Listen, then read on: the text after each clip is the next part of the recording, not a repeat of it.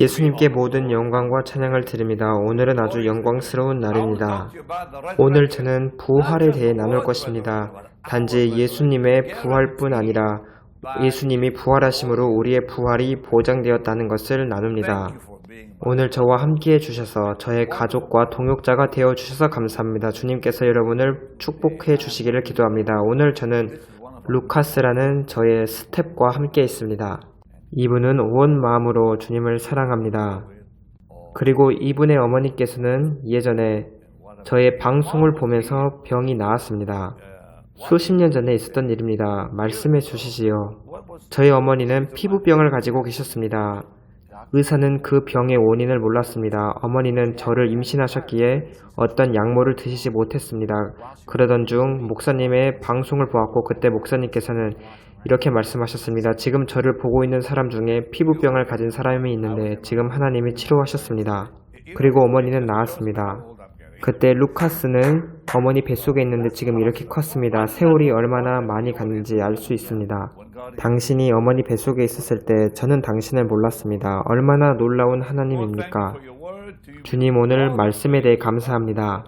주님께 모든 찬양을 드립니다. 아멘. 함께 디모데후서 2장 8절을 보겠습니다. 오늘 우리 몸의 부활에 대해 나누겠습니다. 내가 전한 복음대로 다윗의 씨로 죽은 자 가운데서 다시 살아나신 예수 그리스도를 기억하라. 그리고 이제 고린도전서 15장을 보겠습니다. 바울이 부활에 대해 말합니다. 저는 이 성경 구절을 너무너무 좋아합니다. 3절과 4절입니다. 고린도전서 15장 3절 4절 말씀입니다.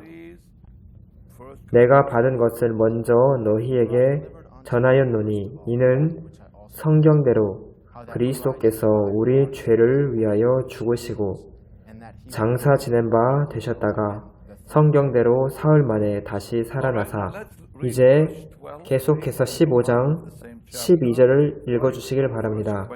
23절까지입니다. 그리스도께서 죽은 자 가운데서 다시 살아나셨다 전파되었거늘 너희 중에서 어떤 사람들은 어찌하여 죽은 자 가운데서 부활이 없다 하느냐. 만일 죽은 자의 부활이 없으면 그리스도도 다시 살아나지 못하셨으리라.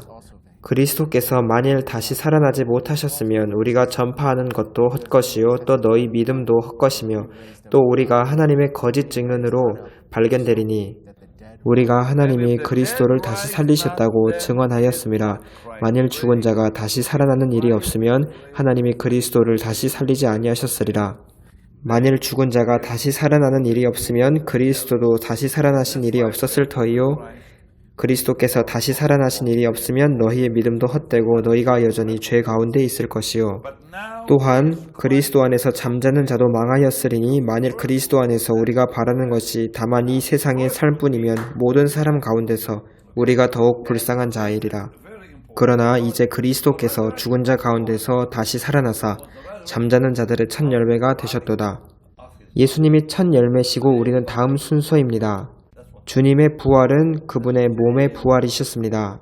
십자가에서 못 박히시고 장사 지낸 바 되신 그 몸이 부활하셨습니다. 그 후 예수님의 영혼은 음부로 가셨고 예수님의 몸은 후에 또 부활하셨습니다.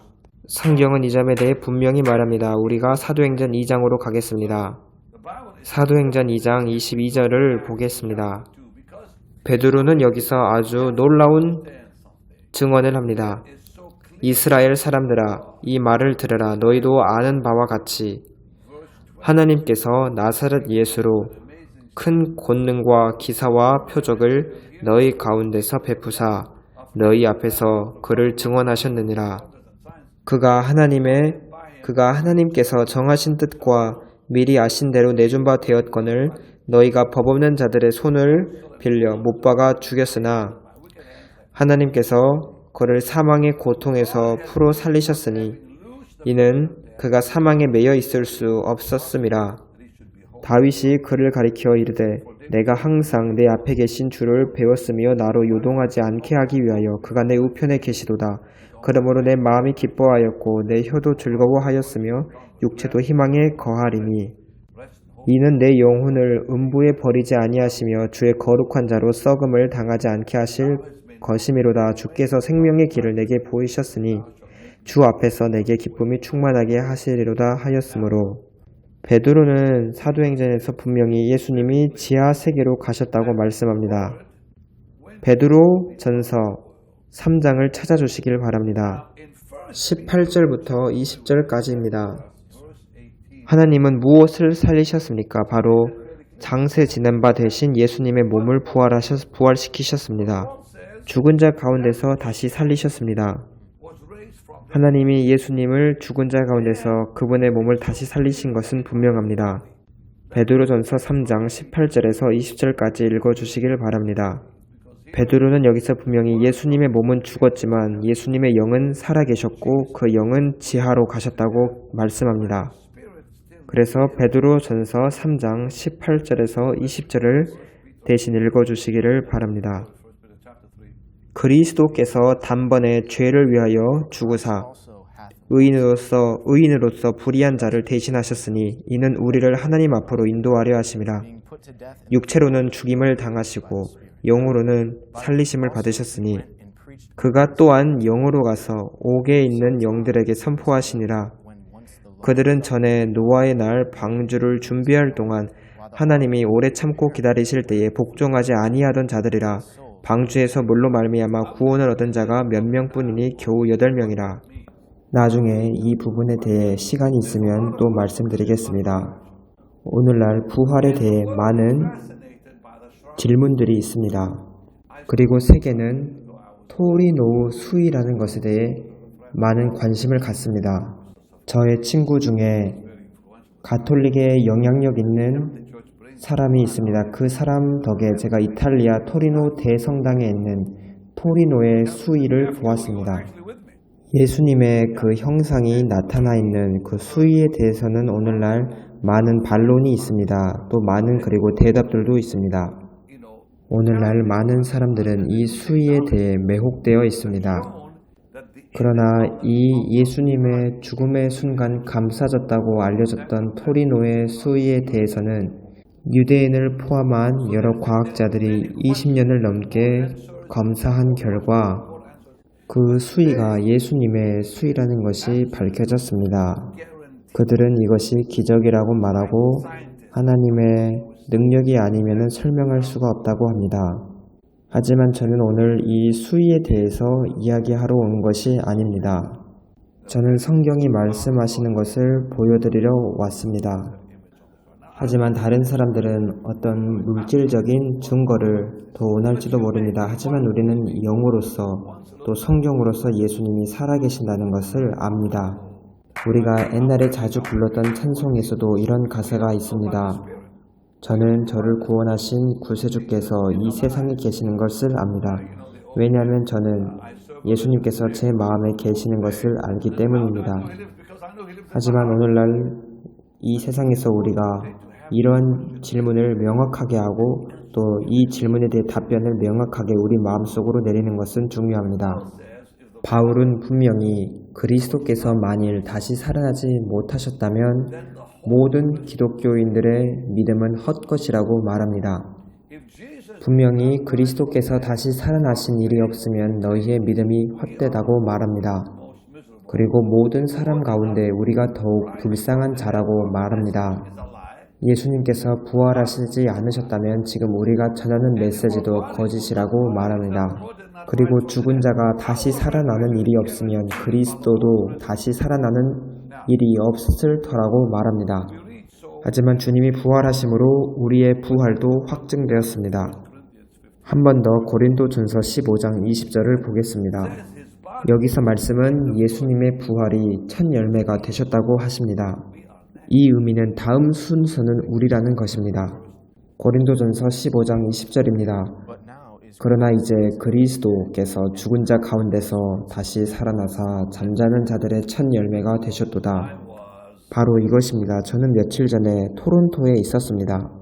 거기서 저의 어머니와 아버지가 묻혀있는 묘소를 잠시 방문했습니다. 하지만 제가 그곳을 갈 때마다 하나님은 저에게 매일 기쁨으로 채워주십니다. 왜냐하면 저희 어머니 아버지는 이 무덤 속에 있지 않기 때문입니다.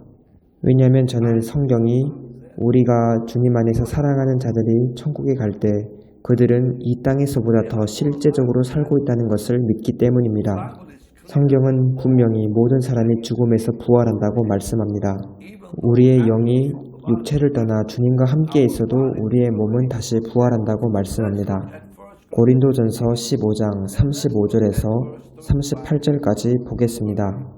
여기서 이제 부활에 관한 질문이 해결됩니다. 이제 우리의 부활의 성격이 어떠한지 보겠습니다. 이 부활의 성격은 저와 여러분이 앞으로 갖게 될 모습입니다. 고린도전서 15장 35절에서 38절입니다. 누가 묻기를 죽은 자들이 어떻게 다시 살아나며 어떠한 몸으로 오느냐 하리니 어리석은 자여 내가 뿌리는 씨가 죽지 않으면 살아나지 못하겠고 또 내가 뿌리는 것은 장래의 형체를 뿌리는 것이 아니요 다만 밀이나 다른 것의 알맹이뿐이로되 하나님이 그 뜻대로 그에게 형체를 주시되 각 종자에게 그 형체를 주시느니라. 우리의 몸이 낡은 옷처럼 또 낡은 장막처럼 더 이상 살아있을 수 없게 될 때 여러분은 벗게 됩니다. 이것을 이제 버려야 합니다. 그러나 현재 몸은 장차 올 몸의 씨앗입니다. 이 몸이 앞으로 올 몸의 씨앗이라는 말입니다. 바울은 여기서 아주 놀라운 말을 했습니다. 내가 뿌리는 씨가 죽지 않으면 살아나지 못하겠고 여러분은 몸을 씨앗처럼 심습니다. 그리고 씨앗을 심으면 수확이 오는데 그 수확은 씨앗과 전혀 다른 모습으로 나타납니다. 그래서 우리가 장차 부활해서 새로운 몸을 얻게 될 때는 그 몸은 우리가 죽어서 묻히는 몸과 전혀 다르다는 것입니다. 그래서 부활의 때에 우리의 몸은 심겨진 현재 몸으로부터 나옵니다. 마치 여러분이 수확을 보기 전에 씨앗을 심는 것처럼 말입니다. 그래서 부활의 몸에 얻게 될 우리의 새로운 몸은 심겨진 이 몸에 대한 결과입니다. 우리의 몸을 심는 것 없이는 부활도 없습니다. 그래서 우리의 몸은 반드시 변화함을 얻기 위하여 살아나야 합니다. 이 말씀이 바로 빌립보서 3장 20절, 21절에 언급되어진 것입니다. 성경은 분명히 우리의 몸이 부활 시에는 예수님의 영광스러우신 몸의 형체와 같이 변화된다고 말씀합니다. 빌립보서 3장 20절, 21절을 읽어주시기를 바랍니다.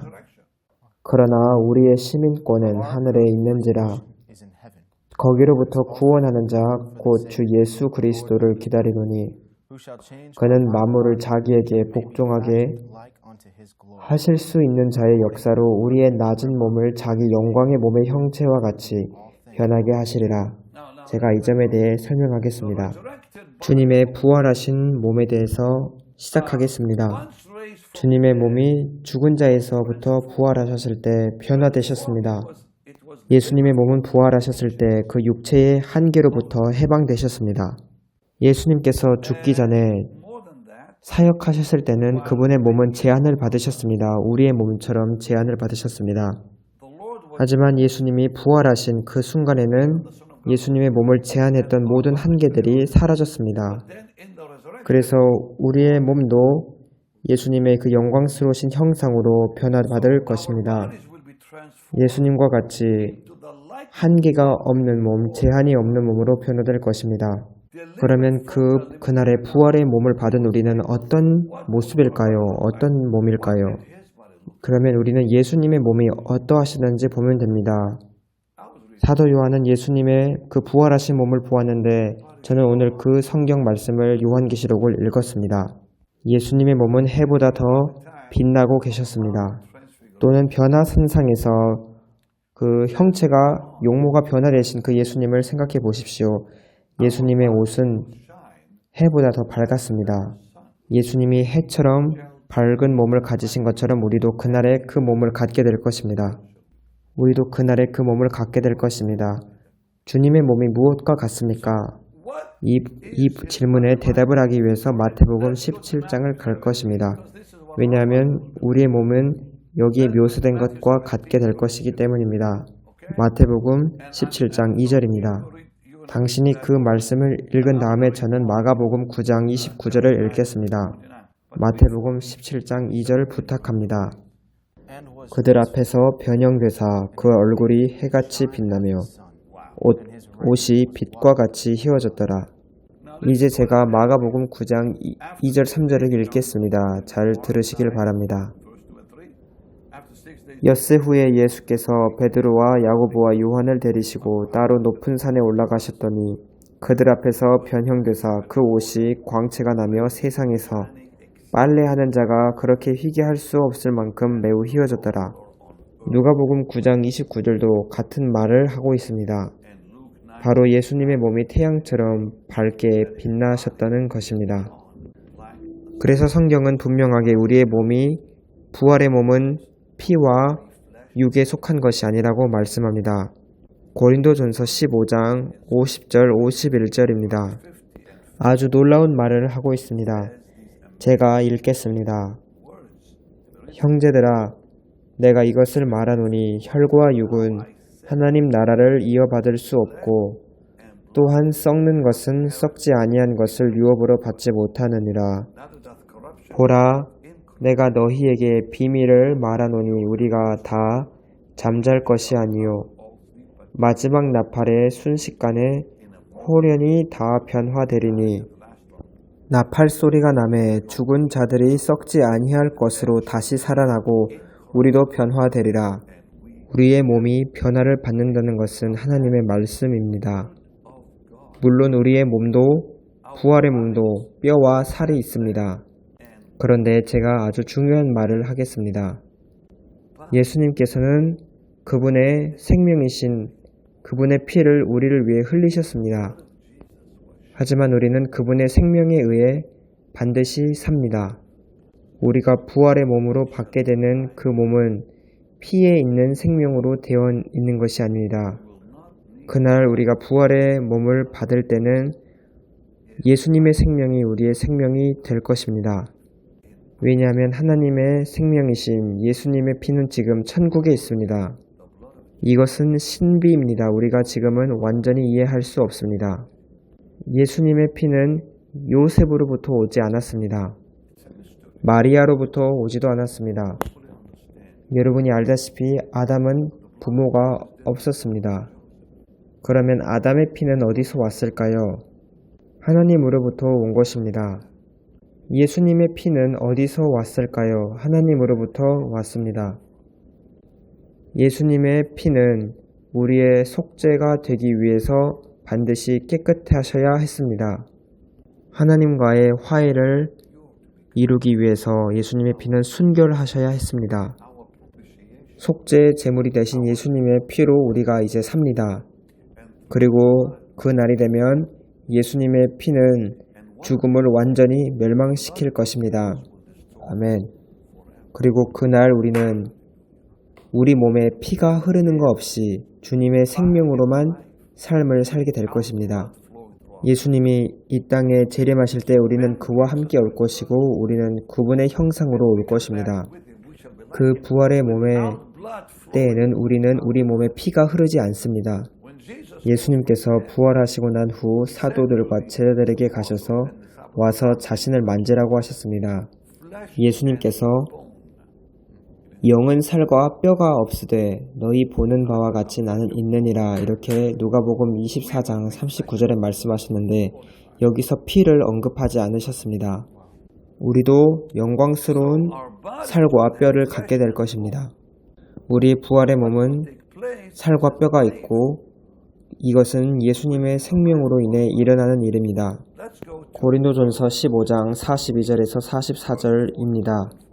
예수님께서 죽음에서 일어나시고 또 부활의 첫 열매가 되셨으므로 우리의 부활은 확실히 보장되어 있습니다. 예수님이 부활의 첫 열매시고 그 다음에 따르는 여러 열매들이 있습니다. 그것은 저와 여러분인 교회입니다. 믿는 자에게는 죽음 같은 것이 없습니다. 우리의 몸은 언젠가 잠들게 될 것입니다. 하지만 다시 부활합니다. 성경은 잠잔다고 하지 죽음을 말하지 않습니다. 데살로니가 전서 4장에서도 자는 자들에 관하여는 이렇게 말씀합니다. 고린도전서 15장 42절에서 44절 말씀을 읽어주시길 바랍니다.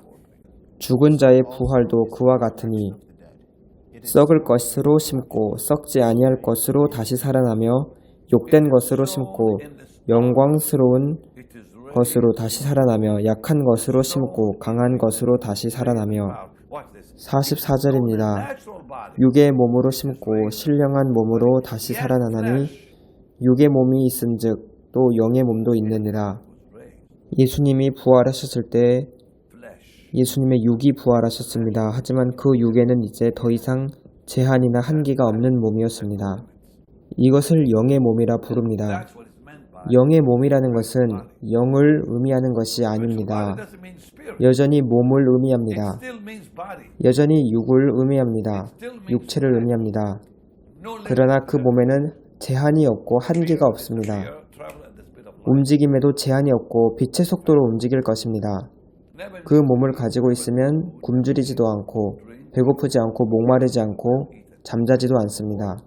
물론 주님이 부활하신 후 먹고 드셨던 것처럼 우리도 부활의 몸을 가져도 먹고 마실 수는 있습니다. 그 몸은 절대 피곤하거나 지치거나 병들지 않습니다. 영원합니다. 그래서 육의 몸이 있은즉 또 영의 몸도 있습니다. 45절입니다. 기록된 바 첫사람 아담은 생명이 되었다 함과 같이 마지막 아담은 살려주는 영이 되었나니. 그래서 우리도 우리 몸에 지금 살고 계신 살리는 능력을 갖고 계신 성령님으로 우리도 다시 살아나게 됩니다. 그래서 우리에게 부활은 보장되어 있습니다. 그리고 말씀은 우리의 영광스러운 몸이 주님의 것과 같게 될 것이라고 말합니다. 여러분과 작별을 하기 전에 빨리 요한계시록 1장을 보겠습니다. 13절에서 17절까지입니다. 촛대 사이에 인자 같은 이가 발에 끌리는 옷을 입고 가슴에 금띠를 띠고 그의 머리와 털의 희기가 흰 양털 같고 눈 같으며 그의 눈은 불꽃 같고. 예수님의 머리가 흰 양털 같다 하셨습니다. 우리의 머리도 이처럼 될 것입니다. 그의 눈은 불꽃 같다고 말씀하십니다. 우리의 눈도 불꽃처럼 될 것입니다. 그의 발은 풀무불에 단련한 빛난 주석 같고 우리도 마찬가지입니다. 그의 음성은 많은 물소리와 같으며 우리도 이 몸을 갖게 될 것입니다. 이것은 부활의 날에 저와 여러분이 갖게 될 몸입니다. 그리고 성경은 우리 몸은 능력으로 일어난다고 말씀합니다. 능력으로 부활된다고 말합니다. 고린도전서 15장 43절입니다. 그날 우리의 몸은 천국의 몸이 될 것입니다. 고린도전서 15장 47절에서 49절을 다시 읽어주시길 바랍니다. 첫사람은 땅에서 났으니 흙에 속한 자이거니와 둘째 사람은 하늘에서 나셨느니라.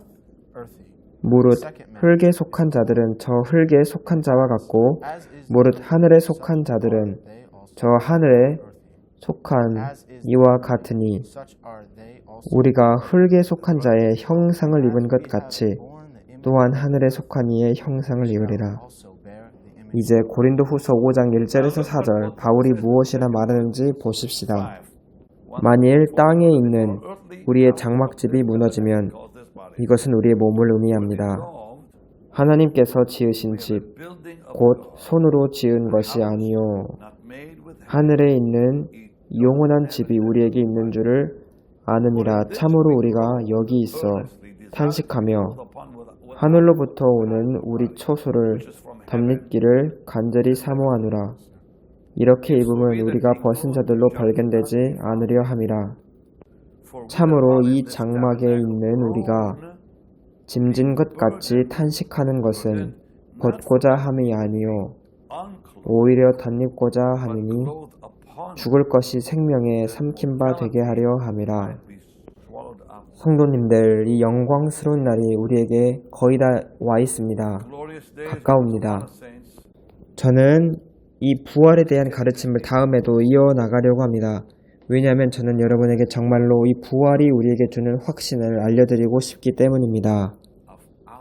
저는 사랑하는 자를 먼저 천국으로 떠나보낸 사람에게 이야기합니다. 여러분들 중 어떤 분은 계속 무덤에 가서 계속 울고 있는 분이 있을 텐데 이제 우는 것을 멈추십시오. 이제는 울 때가 아니라 기뻐해야 할 때입니다. 그들은 지금 그 무덤 속에 있지 않습니다. 예전에 제가 캘리포니아에 있는 포레스트 론 묘지를 운전해 간 적이 있습니다. 제가 거기를 방문한 이유는 캐서린 쿨만의 동역자 중 한 사람이 거기 묻혀 있기 때문이었습니다. 그때는 주일 오후였는데 그 무덤에 묻힌 사람들의 그 가족들이 와서 그 무덤 주위에서 소풍을 즐기고 있는 것을 보았습니다. 저는 생각하기를 자신의 사랑하는 사람이 아직도 무덤에 있다고 생각하는 것은 얼마나 슬픈 건가 라고 생각했습니다. 왜냐하면 그 무덤 속에 사람이 없기 때문입니다. 몸은 그냥 껍질이고 닳아 없어지는 것입니다. 어떤 사람들은 무덤에 가서 나의 사랑하는 엄마, 아빠와 지금 나는 가까이 있다 라고 말할지도 모르겠습니다. 하지만 믿는 사람으로서 우리는 무덤에 가서 울 필요가 없습니다. 우리는 기뻐할 것입니다. 제가 아까 말한 것처럼 저는 부모님의 몸이 묻어져 있는 그 무덤에 가서 저는 하나님께 그분의 영혼들을, 부모님의 영혼을 구원하신 하나님께 감사를 드렸습니다. 왜냐하면 천국에 계시기 때문입니다. 세상을 등지고 계속 십자가를 바라보십시오. 우리에게 돌아서는 것은 없습니다. 주님, 주님의 백성들을 축복하시고 증가시켜 주옵소서. 말씀의 그들 가운데서 강하게 서게 하시고 그들이 말씀 안에서 강하게 서게 하소서. 예수님의 영광스러우신 이름으로 기도합니다. 아멘. 이제 주님의 일에 드릴 시간이고 하나님의 선하심 안에서 기뻐할 시간입니다. 이제 우리가 얼마나 주님을 공경해 드리는지 말할 시간입니다. 왜냐하면 물질로 하나님을 공경하라고 하셨기 때문입니다. 우리의 재물로 하나님을 공경해 드릴 때 우리 포도주 틀에 포도주가 넘쳐나고 창고가 가득히 찰 것입니다. 우리는 지금 이스라엘에서 아주 놀랍고 폭발적인 사건들이 일어나는 것을 보고 있습니다. 제가 오늘 여러분에게 지금 말하는 순간에도 이스라엘 땅에서는 전투가 일어나고 있습니다. 이스라엘의 사법개혁 때문에 수십만 명의 사람들이 지금 수달 동안 시위하고 있습니다. 그것은 그들의 원수들로 하여금 그들을 공격하고 더 약하게 만들도록 담대하게 했습니다. 하지만 우리는 동시에 그 지평선에는 그들을 위한 아주 복된 소망, 특히 재정적으로 복된 소망이 그들에게 나타난다는 것을 보고 있습니다. 오늘날 유럽과 인도는 중동을 통과하여 그들 사이에 유대 관계를 맺고 있습니다. 즉 유럽과 인도를 잇는 기차가 있는데 그것이 중동을 통과합니다. 오늘날 인도는 이 지구에서 경제적으로 제일 강한 나라 중에 하나로 성장하고 있습니다. 인도의 경제 성장 속도는 세계를 이끌 정도로 상승하고 있고 아마도 가능하면 중국도 넘어설 것입니다. 최근에 G20이라는 세계 지도자 그런 회의가 있었습니다. 그때 그들은 유럽과 인도를 협력하게 한다는 내용을 다루었고 그것은 중동 땅을 통과하는 것이었습니다. 이 일은 앞으로 이스라엘에게도 경제적인 이득을 줄 것입니다.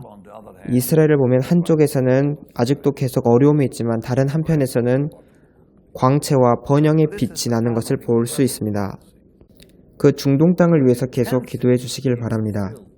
오늘 그 중동 땅에 아주 강력하게 예언이 지금 성취되고 있는 때가 찾아왔습니다. 그래서 지금이야말로 복음을 그 세계에 전해야 할 시간입니다. 이방인들의 때가 이제 닫혀가고 있기 때문입니다. 복음 전파는 마지막 때의 마지막 순간을 위한 것입니다. 이제 여러분들에게 주님의 일에 심으라고 요청합니다. 주님께서 이 마지막 때에 여러분을 재정적으로 복주시고 형통하게 하실 것입니다. 여러분의 삶에 또 가족의 삶에 부족함이 없을 것입니다. 주님의 일에 계속 심으십시오. 주는 것은 우리가 산다는 증거입니다. 드리는 것은 생명을 의미합니다.